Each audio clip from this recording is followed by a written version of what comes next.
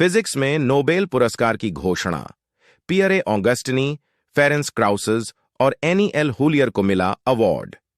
भौतिकी के क्षेत्र में इस साल के नोबेल पुरस्कार की घोषणा कर दी गई है। रॉयल स्वीडिश एकेडमी ने इस पुरस्कार के लिए 3 लोगों के नामों की घोषणा की है।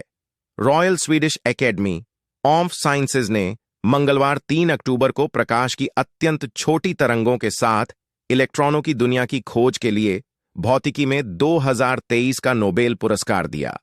यह नोबेल पुरस्कार संयुक्त रूप से पियरे ऑगस्टिनी, फेरेंस क्राउसेस और एनी एल हुलियर को दिया गया है। अवार्ड उन प्रायोगिक तरीकों के लिए दिया गया जिसमें पदार्थ में इलेक्ट्रॉन की गतिशीलता के अध्ययन के लिए प्रकाश के एटोसेकंड पल्स उत्पन्न किए गए। Royal Swedish academy of sciences ने क्या कहा? अकादमी ने एक बयान में कहा, भौतिकी 2023 में 3 नोबेल पुरस्कार विजेताओं को उनके प्रयोगों के लिए मान्यता दी जा रही है, जिन्होंने मानवता को परमाणुओं और अणुओं के अंदर इलेक्ट्रॉनों की दुनिया की खोज के लिए नए उपकरण दिए हैं।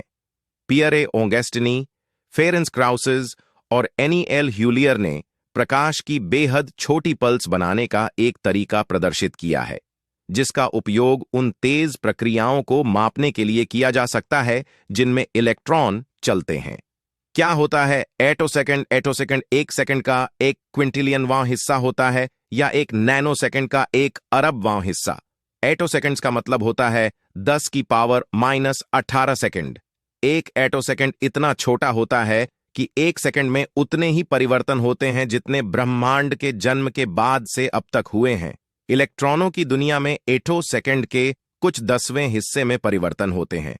क्या थी खोज? 1987 में एनी एल हुलियर ने पाया कि जब उन्होंने एक नोबल गैस के माध्यम से अवरक्त अर्थात इंफ्रारेड लेजर प्रकाश प्रसारित किया तो प्रकाश के कई अलग अलग स्पंदन अर्थात ओवरटोन उत्पन्न हुए। प्रत्येक स्पंद अर्थात ओवरटोन एक प्रकाश तरंग है जिसमें लेजर प्रकाश में प्रत्येक आवृत्ति अर्थात फ्रीक्वेंसी के लिए आवृत्ति चक्रों की एक श्रृंखला होती है। वे गैस में परमाणुओं के साथ लेजर प्रकाश की परस्पर क्रिया के कारण होते हैं। यह कुछ इलेक्ट्रॉनों को अतिरिक्त ऊर्जा देता है जो बाद में प्रकाश के रूप में उत्सर्जित होती है। एल हुलियर ने इस घटना का पता लगाना जारी रखा और बाद की सफलताओं के लिए जमीन तैयार की। 2001 में ऑगस्टिनी लगातार प्रकाश स्पंदों की एक श्रृंखला का उत्पादन और जांच करने में सफल रहीं, जिसमें प्रत्येक स्पंद केवल 250 एटोसेकंड तक चली।